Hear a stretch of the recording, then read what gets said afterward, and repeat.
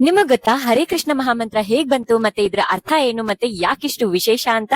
ಹರೇ ಕೃಷ್ಣ ಕೃಷ್ಣ ಕೃಷ್ಣ ಹರೇ ಹರೇ ಹರೇ ರಾಮ ರಾಮ ರಾಮ ಹರೇ ಹರೇ. ಈ ಮಂತ್ರವು ಕಲಿಸಂತರಣ ಉಪನಿಷತ್ತು ಮತ್ತು ಬ್ರಹ್ಮವೈವರ್ತ ಪುರಾಣದಲ್ಲಿ ಉಲ್ಲೇಖವಾಗಿದೆ. ನಾರದ ಮುನಿ ಬ್ರಹ್ಮದೇವನ ಬಳಿ ಬಂದು ಕೇಳುತ್ತಾರೆ, ಹೇ ಬ್ರಹ್ಮದೇವ, ಕಲಿಯುಗದಲ್ಲಿ ಎಲ್ಲೆಡೆಯೂ ಪಾಪ, ಅಜ್ಞಾನ, ವ್ಯಸನಗಳು ವ್ಯಾಪಿಸುತ್ತವೆ.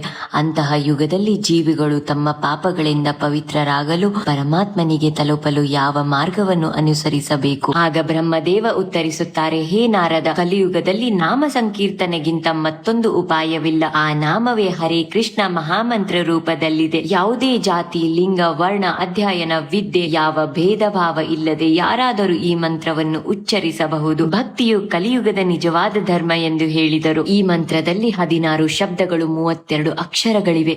ಪ್ರತಿ ಶಬ್ದದಲ್ಲೂ ಒಂದು ದಿವ್ಯತೆ ಇದೆ. ಹರೇ ಎಂದರೆ ರಾಧಾರಾಣಿ ಕೃಷ್ಣನ ಆಂತರಂಗಿಕ ಶಕ್ತಿ, ಕರುಣಾಶಕ್ತಿಯ ಪ್ರತೀಕ. ಕೃಷ್ಣ ಎಂದರೆ ಸರ್ವಾಕರ್ಷಕ, ಭಗವಾನ್ ಪರಮಾತ್ಮನ ಸಂಪೂರ್ಣ ಸ್ವರೂಪ. ರಾಮ ಎಂದರೆ ಆನಂದ ಮತ್ತು ಪ್ರೇಮ, ಶ್ರೀರಾಮಚಂದ್ರ. ಇನ್ನೊಂದು ಸುಂದರ ಅರ್ಥ, ರಾ ಅಂದ್ರೆ ರಾಧಾ, ಮ ಅಂದ್ರೆ ಮಾಧವ, ರಾಧಾ ಮಾಧವ ಮಿಲನವೇ ರಾಮ. ಈ ಮಂತ್ರ ರಾಧಾಕೃಷ್ಣನ ಸಂವಾದವೂ ಆಗಿದೆ ಎಂದು ಹೇಳುತ್ತಾರೆ. ಒಬ್ರು ಕರೀತಾರೆ ಹರೇ ಅಂತ, ಇನ್ನೊಬ್ರು ಉತ್ತರಿಸ್ತಾರೆ ಕೃಷ್ಣ. ಇದನ್ನೆಲ್ಲ ನಮಗೆ ತಿಳಿಸಲು ಕಲಿಯುಗದಲ್ಲಿ ಸ್ವತಃ ಶ್ರೀಕೃಷ್ಣನು ರಾಧಾರಾಣಿಯ ಭಾವದಲ್ಲಿ ಶ್ರೀ ಚೈತನ್ಯ ಮಹಾಪ್ರಭುವಾಗಿ ಅಪರೂಪದ ದಿವ್ಯ ಪುರುಷನಾಗಿ ಅವತರಿಸಿದರು. ಅವರು ಜಗತ್ತಿಗೆ ಹರಿನಾಮ ಸಂಕೀರ್ತನೆಯ ಮಹತ್ವವನ್ನು ತೋರಿಸಿದರು. ಈ ಜಪದಿಂದ ನಿತ್ಯ ಆನಂದದ ಅನುಭವ ಮತ್ತು ಮೋಕ್ಷ ಸಾಧ್ಯವಾಗುವುದು ಎಂದು ಹೇಳಿದರು. ಭೂಮಂಡಲದ ಪ್ರತಿಯೊಂದು ನಗರ ಮತ್ತು ಹಳ್ಳಿಯಲ್ಲೂ ನನ್ನ ನಾಮ ಪ್ರಚಾರ ನಡೆಯಲಿದೆ ಎಂದು ಶ್ರೀ ಚೈತನ್ಯ ಮಹಾಪ್ರಭು ಅವರು ದಿವ್ಯ ಭವಿಷ್ಯವಾಣಿ ನುಡಿದಿದ್ದರು. ಈ ಭವಿಷ್ಯವನ್ನು ನಿಜವನ್ನಾಗಿಸಿದವರು ನಮ್ಮ ಜಗದ್ಗುರು ಭಕ್ತಿ ವೇದಾಂತ ಶ್ರೀಲಾ ಪ್ರಭುಪಾದರು. ಇಂದು ನಮಗೆಲ್ಲ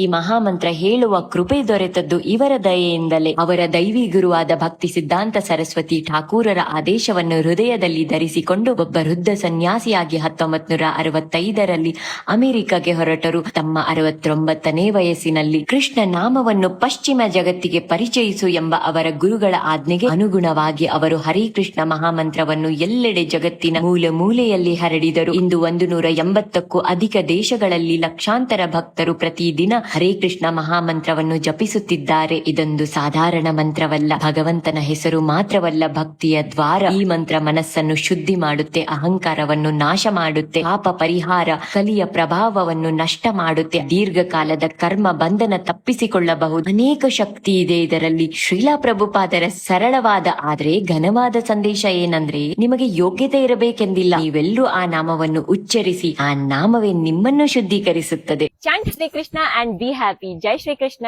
ರಾಧೆ ರಾಧೆ.